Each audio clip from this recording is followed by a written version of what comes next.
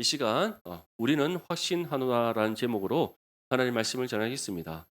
오늘부터 이제 우리 수요 예배 때 빌립보서 말씀을 함께 나누고자 합니다. 빌립보서는 AD 60년에서 62년경 바울이 기록한 서신입니다. 바울이 이 시기에 어디서 이 서신을 기록했는지는 정확하게 알 수 없습니다. 한 가지 분명한 것은 바울이 감옥에 투옥된 상황에서 이 빌립보서를 기록해서 전했다는 겁니다. 특별히 이 빌립보서를 전할 이 당시 AD 60년부터 62년 사이는 본격적으로 어, 유대인들을 향해서 특별히 교회와 그리스도인들을 향한 그런 로마의 압제와 핍박이 매우 강했던 그 시기입니다. AD 70년에 예루살렘이 함락을 당하고 이제 유대 사회라는 것은 완전히 역사적으로 사라지게 됩니다. 그런데 그러한 70년이 오기까지 AD 63년부터 본격적으로 로마가 예루살렘을 침공하기 시작하고 그 이전부터 약 AD 60년부터 63년 사이에는 유대인, 예루살렘, 유대 사회 그뿐만 아니라 특별히 그리스도인들과 교회를 향한 압제와 핍박이 매우 심했던 시기입니다. 물론 그 이전에 AD 한 약 48년경부터 네로 황제가 로마 시내에 불을 지르고 또 자신이 저지른 일을 덮기 위하여 로마에 있는 그리스도인들을 잡아다가 가로등불처럼 십자가에 매달아서 파형을 시키는 그런 일들로 인하여 교회와 그리스도인들을 향한 핍박이 시작되었지만 본격적인 핍박과 압제는 AD 60년 이후로부터 시작됩니다. 그때로부터 325년 니케아 공의회를 통해서 로마의 국교로 기독교가 공인되기까지 교회를 향한 핍박은 지속됩니다. 정말 긴 역사지 않습니까? 몇 세기에 걸친 로마의 핍박과 압제가 교회를 향하여서 그리스도인들을 향해서 행해졌다는 거예요.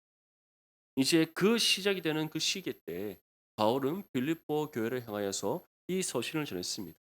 이 서신을 전할 때 바울은 두 가지의 주제로 전합니다. 첫 번째 주제는 복음입니다. 복음. 너희가 이러한 핍박과 압제 가운데 정말 어렵고 힘든 상황 속에서도 우리가 붙잡아야 될 것은 무엇이다? 예수 그리스도의 복음밖에 없다는 것을 바울은 전하고 있는 겁니다. 한번 생각해 보십시오. 로마의 압제와 핍박이 강합니다. 자칫 잘못했다가는 예수 믿는다는 이유 하나만으로 그리스도의 도를 따른다는 이유 하나만으로 죽임을 당할 수 있습니다. 그러한 위기 상황 속에서 바울은 복음의 진리를 붙잡아라라고 우리에게 전합니다. 이것이 무엇을 의미합니까? 이러한 핍박과 압제 상황 속에서도 복음의 진리를 따라 살아가라는 겁니다.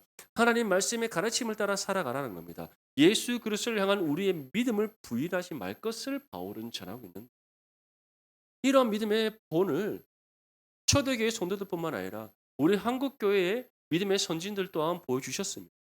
우리는 일제 강점기 때 정말 극심한 핍박을 당했습니다. 특별히 신사 참배를 강요당하기 시작했을 때는 수많은 목회자와 또 믿음의 성도들이 순교했습니다. 그러한 상황 속에서 물론 신앙을 저버린 사람들도 있습니다. 신사 참배한 사람들도 있습니다. 타협해서는 안 되는 우리의 믿음을 타협한 사람들도 있습니다. 하지만 대부분의 성도들이 어떻게 했습니까?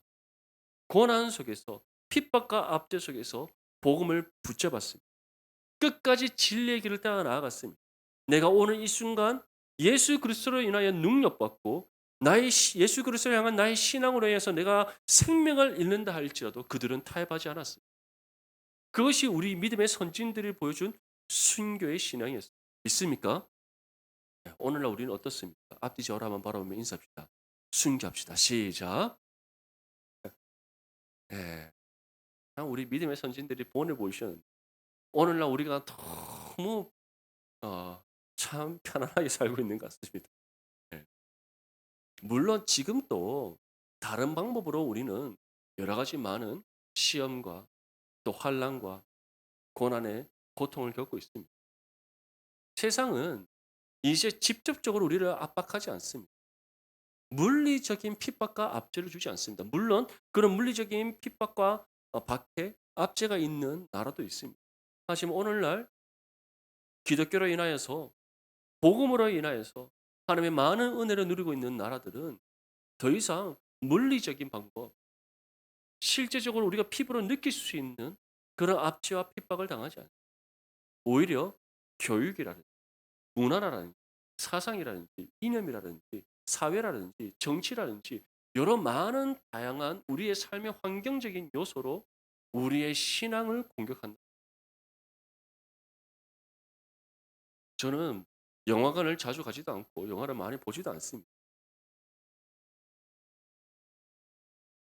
그래도 지나다니면서 요즘 어떤 영화가 나오는지 한번 보기도 하고 또 뉴스에 보면은 어 또 어떤 영화가 흥행했다 이런 내용도 있고 특별히 요즘 영화들은 소설의 원작으로 만들어진 영화들이 많고 또 제가 읽었던 소설을 바탕으로 만든 영화들도 있다 보니까 그 영화들이 어떠한 내용인지 대부분 알고 있습니다. 근데 그 영화들의 내용 속에 사상과 이념의 전쟁이 끊이지 않아요. 어떤 사상과 이념이 기독교를 부정하는 사상. 참 그런 영화들이 너무 많습니다. 신학적으로 성경적으로 하나하나 따져보면은 하나님의 절대적인 존재를 부정하는 요즘 영화에 교회에 대한 비판적인 내용 다 담겨 있어요. 왜 그런지 아십니까? 사람들에게 인식을 주는 겁니다. 교회는 나쁜 곳이다. 죄가 만연한 곳이다. 타락한 곳이다. 목회자들, 교회 성직자들은 부패한 사람들. 사람들에게 은연중에 탁 심어주고 있어요. 그리고 이제 세상의 관점에서 세상이 옳다는 것을 우리에게 주입시키 너무나도 많이 있습니다. 그런 부분. 노골적으로 드러내는 영화가 있다면 그렇지 않은 영화가 있어요. 소설도 그렇고 정치도 그렇고 사회도 그렇고 모든 요소에서 반기독교적인 부분들이 얼마나 많은지 그러한 요소들로 우리를 공격해 들어오는 이 시기에 바울은 우리에게 전하는 겁니다. 복음의 진리를 더욱더 굳게 왜냐하면 우리가 복음의 진리를 굳게 붙잡고 말씀을 삶으로 살아낼 때 우리를 통해 무엇이 나타납니까? 복음의 능력이 나타납니다. 아멘. 복음의 능력이 나타날 때 그 능력이 무엇을 바꿉니까? 세상을 변화시킵니다. 또한 우리가 복음을 삶으로 살아낼 때 우리를 통해 무엇이 비춰집니까? 하나님 영광의 빛이 세상 가운데 비춰집니다. 그 영광의 빛이 비춰질 때 세상의 어둠은 반드시 물러간다는 것을 믿으시길 소망합니다. 그렇다면 결국 오늘날 왜 교회가 영향력을 발휘하지 못하는가? 왜 세상을 변화시키지 못하는가? 왜 세상을 주도하지 못하는가? 왜 이 땅 가운데 하나님의 복음의 역사를 이루어가지 못하는가? 결국 우리가 말씀의 진리를 붙잡지 않기 때문에 바울은 이 부분에 대해서 이 빌립보 말씀을 통해 분명히 전합니다. 복음의 진리를 붙잡. 두 번째는 기쁨이란 주제로 전하고 있습니다. 기쁨. 한번 생각해 보십시오. 지금 빌립보 성도들은 핍박과 압제를 당하고 있습니다. 어느 한 사람들이 특정한 어떤 한 사람들이 핍박하는 것도 아닙니다. 한 도시에서 핍박과 압제를 당하는 것도 아닙니다. 로마라는 당대의 가장 강력한 국가가 그 국가의 모든 도시와 모든 교회와 그리스도인들을 향한 압제와 핍박을 가하고 있습니다. 오늘날 따지면 대한민국 정부가 본격적으로 모든 권력을 다 동원해서 대한민국에 세워져 있는 교회와 모든 믿음의 성도들을 핍박하고 압제한다 생각해 보십시오. 얼마나 무서운 일이에요. 특별히 로마는 그리스도인이라고 한다면 씨를 말려버리겠다고 합니다. 교회가 보이기만 하면 다 불살라 없애버리겠다고 합니다. 그것을 이제 노골적으로 드러내면서 본격적인 핍박과 압제를 가하고 있는 시기입니다. 그러한 시기에 바울은 기뻐하라고 합니다. 그냥 기뻐하라고 합니까? 항상 기뻐하라. 기뻐할 수 있겠습니까? 진짜 이를 갈고 말죠. 총칼에 들어도 지금 시원치 않을 판인데 기뻐하라고. 그 이유가 무엇입니까? 우리가 이처럼 세상으로부터 예수 그리스도를 인하여 능력받고 믿음으로 예수 그리스도를 향한 믿음으로 우리가 핍박과 압제를 받는 그것이 무엇에 대한 증거입니까? 우리가 참 그리스도임에 대한 증거가 됩니다. 믿으시길 소망합니다. 또한 우리가 기뻐할 수 있는 두 번째 이유가 무엇입니까? 우리의 삶은 이 땅에서의 삶으로 끝나지 않기 하나님의 나라에서의 영원한 삶이 있기 때문입니다. 그래서 이 땅에 소망을 두지 않고 우리는 영원한 하나님 나라의 소망을 붙잡고 살아가기 때문에 이 땅에서 잠시 겪는 핍박과 환난과 압제로 인하여서 우리가 실족할 이유가 없는 겁니다. 오히려 주님 나라에서 영원한 삶을 누릴 그때를 우리가 기대하며 기뻐함으로 이 땅에서 신앙의 삶을 살아가게 됨을 바울은 전하고 있습니다. 특별히 바울은 지금 어떠한 상황 속 감옥에 투옥되어 있는 상황, 언제 바울은 순교할지 모르는 절제절명의 위기 속. 근데 그러한 바울이 전합니다.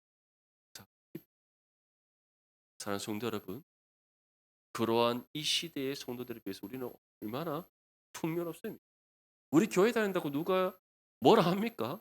아, 교회 가면 안 돼. 그래서 우리 막 손발에 쇠가락 치운 사람 있습니까? 아무도 없습니다. 얼마나 자유롭게 우리가 신앙생활을 할 수 있습니까? 얼마나 자유롭게 예수님의 이름을 부를 수 있습니까? 얼마나 우리가 힘차게 주여라고 외치며 기도할 수 있습니까? 얼마나 기쁘게 주님의 이름을 찬송할 수 있습니까? 모든 것이 하나님의 은혜를 믿을 수 있고 소망합니다. 그러한 시대를 살아가는 우리가 기뻐하지 않을 이유가 있습니다. 하나님의 은혜를 생각하면 생각할수록 기뻐할 수밖에 없는 이유밖에. 다른 성도 여러분, 바울의 권면처럼 복음의 진리 굳게 붙잡고 늘 주님의 은혜가 없는 기뻐하는 믿음의 삶이 될 수 있기를 축복합니다. 우리 본문 1절과 2절 말씀 함께 읽겠습니다. 시작. 그리스도 예수의 종 바울과 디모데는 그리스도 예수 안에서 빌립보에 사는 모든 성도와 또한 감독들과 집사들에게 편지하노니 하나님 우리 아버지와 주 예수 그리스도로부터 은혜와 평강이 너에게 있을지어다. 아멘. 오늘 본문 말씀에서 바울은 먼저 빌립보에 사는 모든 성도와 감독과 집사를 향해 축복합니다. 바울이 빌립보에 있는 성도들이라고만 표현하는 것도 아니고 감독들이라고 표현한 것도 아니요. 집사들이라고만 표현하는 것도 아닙니다. 모든 성도와 감독과 집사라고 구분해서 표현하면서 이들을 향해서 하나님의 은혜와 평강이 있기를 원한다라고 바울이 전합니다. 그렇다면 왜 바울이 모든 성도와 감독과 집사라는 이 세 가지의 직분을 구분해서 전하는가?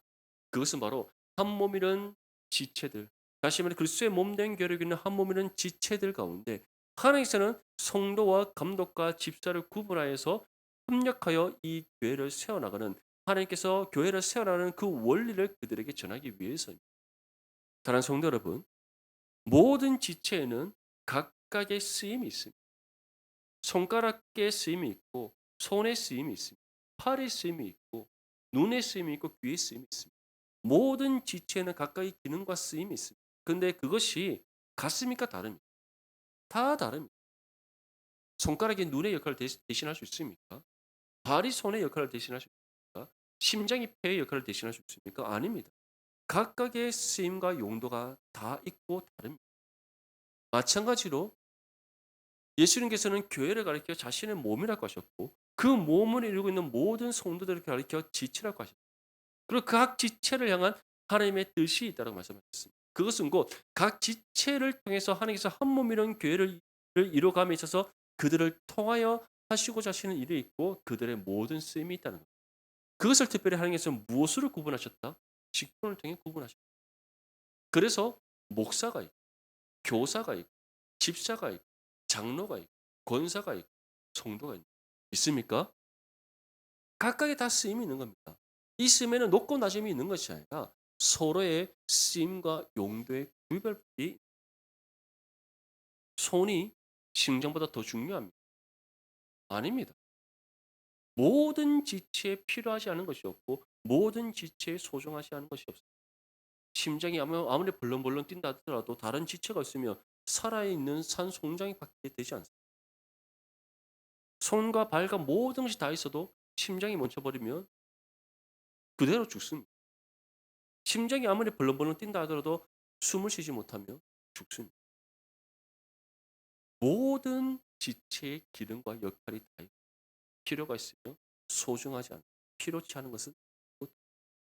마찬가지로 교회 안에는 모두가 한 몸이는 지체를 향한 하나님의 뜻이 있으며 그 뜻을 따라 다스림과 용도가 있고 그것을 하나님께서는 직분을 통하여 구별하십니다. 그래서 교회 안에서는 공적으로는 목사와 장로와 집사와 권사가 있고 또 교회 안에서 구체적으로는 교사도 있고 다른 여러 많은 섬김의 직분들이 있는. 근데 그러한 모든 사람들을 가리켜 바울이 다음과 같이 축복합니다. 하나님 우리 아버지와 주 예수 그리스도로부터 은혜와 평강이 너에게 있을지어다. 왜 하나님의 은혜와 평강이라고 말하지?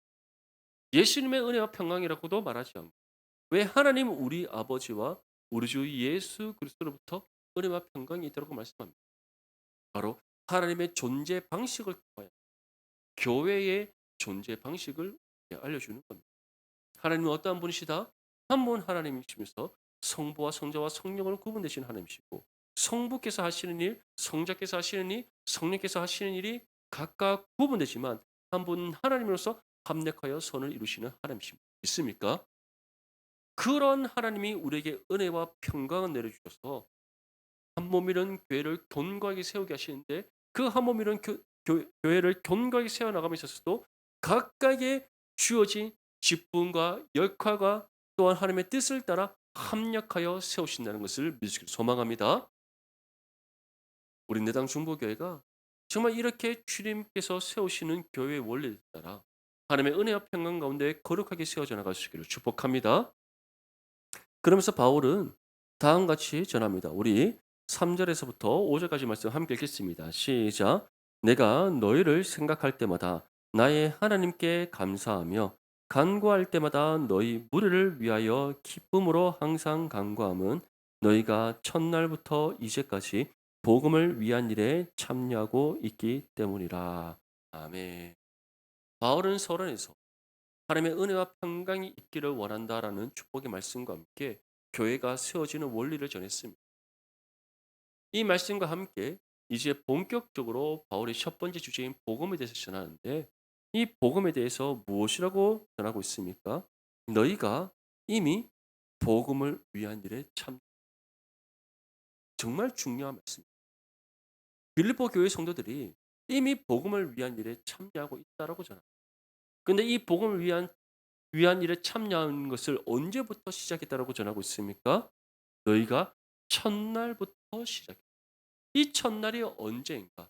바울이 빌립보에서 처음 복음을 전하여 하나님의 구원을 이루었던 그때를 뜻하는 겁니다. 빌립보는 마게도냐 지역에서 바울이 첫 번째로 복음을 전한 곳입니다. 정말 중요한 곳이죠. 바울이 마게도냐에 가게 된 이유는 무엇입니까? 바울이 소아시아 지역에서 선교 사역을 하던 중 이 아시아 지역에서 더 많은 사역을 하기를 원했습니다. 근데 성령께서 하루는 환상을 보게 하셨습니다. 마게도냐에서 어떤 한 사람이 이리로 오라, 이리로 오라고 환상을 보여주는 겁니다. 바울이 이상하다 생각했습니다. 근데 또다시 하나님께서 하루는 또 같은 환상을 보게 하십니다. 마게도냐에서 한 사람이 이리로 이리로 하는 겁니다. 바울이 그때서 깨닫습니다. 이것은 성령께서 나로 하여금 아시아에서의 사역을 마치고 마게도냐에 가서 사역하라는 뜻이구나. 그래서 순종하여서 마게도냐를 건너가는데 그때 처음 도착하여 복음을 전한 곳이 어디다? 빌립보였다. 근데 빌립보에 도착하고 하룻밤을 지낸 후 그 다음 날 기도할 곳을 찾는 빌립보에는 기도할 곳이 없었던 것. 기도할 곳이 없었다는 것은 유대인의 회당이 빌립보에는 없었다는 것을 뜻합니다. 그래서 기도할 곳을 좀 찾고자 또 어디서 기도할 수 있을까? 또 그 지역 사람들에게 묻고자 거리를 나서는데 어느 한 별가에서 여인들이 모여 있었습니다. 바울이 그곳에 가서 그 여인들과 대화를 나누던 중 복음을 전하는데 그 복음을 들었던 첫 번째 사람이 누구였다? 루디아라는 한 여인이었다. 자세 옷감 장사하는 그 루디아가 바울로부터 복음을 듣고는 자신의 집으로 바울을 초청. 그리고 그 집에서 또 바울이 루디아의 모든 가족들과 식구들에게 복음을 전합니다. 그 순간 어떠한 역사가 일어납니까? 루디아에서부터 시작된 복음의 역사가 이제 그 모든 가족들과 식구들에게 전파되어지고 바울로 인하여 그 루디아의 모든 가족들이 예수 그리스도를 믿어 구원받는 은혜의 역사가 일어난 겁니다. 그래서 빌립보 교회의 첫 시작은 어디서부터 시작되었다? 루디아의 가정에서부터 시작. 그런데 바울은 이와 같이 전합니다. 이처럼 너희가 내가 루디아의 집에서 복음을 전하여 너희들이 복음에 참여하게 된 그 첫날 언제까지 지금 이 서신을 기록하여 전하는 이날 쉼없이 그들이 복음을 위한 일에 참여하고 정말 놀라운 일이지 않습니까? 그래서 바울이 이 빌립보 교회를 위해서 생각하고 이들을 위해서 하나님께 간구할 때마다 어떠했다? 항상 기쁨으로 기쁨으로. 왜냐? 너희들이 이와 같이 어렵고 힘든 상황 속에서도 복음을 위한 일에 참여하고 있기 때문에 로마로부터 압제를 당하고 핍박을 당하고 있음에도 불구하고 신앙의 자유를 잃어버린 상황 속에 있음에도 불구하고 언제 어느 때에 너희들이 나와 같이 붙잡혀서 감옥에 투옥될지 모르는 상황 속에 있음에도 불구하고 언제 어떻게 너희들이 그 로마 군대 그 공격을 인하여서 너희가 생명을 잃을지 모르는 그 절박한 상황에 있음에도 불구하고 너희는 여전히 첫날부터 시작된 복음을 위한 일에 참여. 그래서 내가 너희를 생각할 때마다 너희를 위해 주님께 기도할 때마다 너무나도 기쁘다라고 바울이 전하고 있습니다. 사랑하는 성도 여러분, 우리는 어떻습니까? 우리에게 첫날이란 예수 그리스도를 나의 구주로 영접하여 구원받았던 그 순간입니다. 그 순간부터 지금까지 우리는 복음을 위한 일에 정말 쉼없이 좌로나 우로 흔들림 없이 한결같이 복음을 위한 일에 참여하고 있습니다. 복음을 위한 일에 참여한다는 것은 두 가지 뜻을 갖고 있습니다. 즉 복음을 삶으로 살아내는 것이요. 우리의 입술로 복음의 진리를 전하는 삶을 살아가는 겁니다. 복음을 위한 일에 참여한다는 것은 바로 예수 그리스도의 복음의 증인으로서 살아가는 삶을 뜻하는 겁니다. 우리가 예수님을 처음 만났던 그때, 복음을 들음으로 믿음으로 구원받았던 그때 정말 내가 죄인임을 인정하며 자복하며 회개하고 예수 그리스도만이 나의 삶의 주인이요 구주심을 믿고 고백하여 구원의 은혜의 감격과 기쁨을 얻었던 그때로부터 지금까지 빌립보 교회 성도들처럼 한결같은 믿음으로 복음을 위한 일에 참여하고 있습니까? 아니면 살다 보니 참 때로는 여행도 가야 되고 TV도 봐야 되고 영화도 봐야 되고 우리 청년들 연애도 해야 되고 하고 싶은 건 너무 많은데 복음은 좀 이렇게 조금 쉬었다가 하면 안 됩니까? 복음 위에 참여한 일을 조금 쉬었다 하면 안 됩니까? 그런 우리의 삶은 없습니다. 저는 이 말씀을 준비하면서 저의 삶을 한번 돌아봤습니다. 저는 정말 제가 예수님을 믿었다. 내가 정말 구원받았다라는 확신을 가졌던 때가 언제였는가? 고등학교 2학년 때입니다. 고등학교 2학년 여름 수련회 때 한 주간 저희 때는 여름 수련회 4박 5일 했어요. 중고등학교. 다들 기억하시죠? 저희 때는 그렇게 했어요. 4박 5일 동안 중고등부 여름 수련을 하는데 신약 성경 통독 수련을 했습니다. 정말 대단하지 않습니까? 성경 한번 통독해 본 적 없는 제가 임원이라는 이유 하나만으로 성경 통독 그 앞에 하는 대표자가 되어서 임원 5명이 서서 한 장씩 이제 읽어가는 겁니다. 로테이션. 그렇게 해서 제가 태어나서 처음으로 신구약은 아니고 신약 성경을 마태복음부터 요한계시록까지 처음 다 읽어봤습니다. 고등학교 2학년. 참고로 저 모태신앙이 네, 모태신앙이 왜 모태신앙인지 아십니까? 신앙생활 못한다고 해서 모태신앙. 제가 고등학교 2학년 때 처음으로 신약 성경 마태복음부터 요한계시록까지 처음 읽어봤어요. 물론 처음에는 얼마나 힘들던데 앞에 대표자라고 서 있는데 옆에서 친구가 읽는데도 잠이 오는 겁니다. 그럼에도 불구하고 앞에 일단 서 있으니까 또 잠을 이겨내는 힘도 있어서 정말 읽기 시작했는데 읽다 보니 성경이 눈에 들어오고 읽다 보니 말씀이 이해가 되고 읽다 보니 은혜가 되고 읽다 보니 정말 예수님을 인격적으로 만나는 그 순간이 찾아오더라. 그래서 저는 말씀을 들음으로 믿음으로 구원받은 확실하게 경험한 사람. 근데 그때 주님을 정말 인격적으로 만나고 저의 입술로 나는 죄인입니다라는 고백과 함께 예수님만이 나의 삶의 주심을 고백하며 정말 그 구원의 기쁨과 감격을 누렸어요. 그렇다면 보통 어떻게 돼야 됩니까? 그날로부터 복음을 위한 일에 참여하는 것이 마땅하지 않겠습니까? 그런데 돌아서자마자 수련회가 끝나는 그 순간부터 그런 게 어디 있습니까? 친구들과 노래방 동성로에 가서 얼마나 즐겁게 수련회에 회포를 푼지 모릅니다. 네. 저도 그랬던 순간이 있었어요. 그리고는 주님께서는 저를 얼마나 긍휼히 여겨주시는지 다시금 찾아오셨어요. 제가 대학교 4학년 올라가는 그날 동계 수련회 때 전 수련회 때 참 주님을 많이 만났던 것 같아요. 그때 주님 또 찾아오셨어요. 그러고는 다시금 저의 죄를 깨닫게 하시고 돌이키게 하시는 은혜를 주셨는데 거기서 그치면 얼마나 좋겠습니까? 그날 제가 목회의 소명을 받았습니다. 참, 그래서 주님 갑자기 찾아오실 때 우리는 항상 주의해야 됩니다. 그때 목회의 소명을 받 그러면 보통 어떻게 됩니까? 할렐루야 외쳐야 되지 않겠습니까? 그날부터 주님을 얼마나 원망했 내가 가고자 하는 인생의 길이 주님 뭐 하시는 겁니까? 그날로부터 제가 목회를 하고자 순종하는 데까지 4년이나 시간. 그러면 순종했으니 온전히 나아가야 되지 않겠습니까? 이 옛 죄의 삶의 습관을 벗겨내는 하나님의 부르심에 온전히 순종하는 거 얼마나 힘들든지 그때로부터 제가 모든 거 온전히 내려놓고 정말 하나님 걸어가라 명하신 이 길을 따라 나아가겠습니다. 완전한 결단을 한 해까지 5년이나 그러면 완전한 결단을 했으면 이제는 흔들리지 말아야죠. 사람은 연약한 구원받은 하나님의 자녀라 할지라도 육신의 연약한 이 본성이 있기 때문에 흔들리는 겁니다. 정말 하나님께서 믿음의 인내의 훈련을 얼마나 그 믿음의 인내의 훈련 건데 얼마나 저를 연단시키 그러면서 정말 저로 하여금 이 길을 걸어가기에 합당한 모습으로 하나 세워가시는 거죠. 결국 빌립보 교회 성도들 처음부터 지금까지 한결같이 복음을 위한 일에 참여했겠습니다. 이들도 저처럼 연약하여서 좌로나 우로 흔들렸을 겁니다.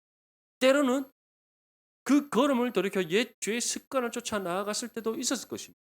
하지만 그런 모든 순간 가운데 하나님의 인도하심을 따라 그들이 순종하며 나아왔고 그 모든 인내의 훈련의 시간 속에서 그들이 연단되어서 지금 어떠한 모습 가운데 있다는 겁니다. 오히려 신앙의 삶을 살아가기 더 어려운 상황 속에 있음에도 불구하고 복음을 위한 일에 참여하고 있더라. 사랑하는 성도 여러분, 정말 우리가 빌립보 교회 성도들 같은 믿음의 삶이 될 수 있기를 소망합니다. 우리의 연약함을 먼저 인정해야 돼요. 하나님 나는 할 수 없습니다. 나는 감당할 수 없습니다. 하지만 하나님이 나와 함께 하시기에 내가 감당할 수 있음을 믿습니다라는 고백과 함께 우리는 날마다 깨어 기도해야 되는 겁니다. 하나님 오늘 내게 주신 하루의 삶 복음을 위한 일에 참여하는 삶 정말 복음의 진리대로 진리를 따라 살아가고 정말 나의 삶을 통해 복음의 능력이 나타나게 주시옵소서. 매일 우리가 반복적으로 기도해야 돼요. 기도하는 것을 그치지 말고 순간순간 삶의 순간순간마다 성령을 의지하며 우리가 복음을 위한 일에 참여하고자 힘써 수고함이 필요한 겁니다. 그 가운데 성령께서 우리의 연약함을 돌보시고 우리에게 필요한 능력을 주시고 우리의 생각과 마음을 규정하셔서 복음을 위한 일에 참여하는 온전한 삶이 되게 하실 줄 믿습니다. 그래서 바울이 이와 같이 우리에게 전하는 겁니다. 우리 6절 말씀 함께 읽겠습니다. 시작.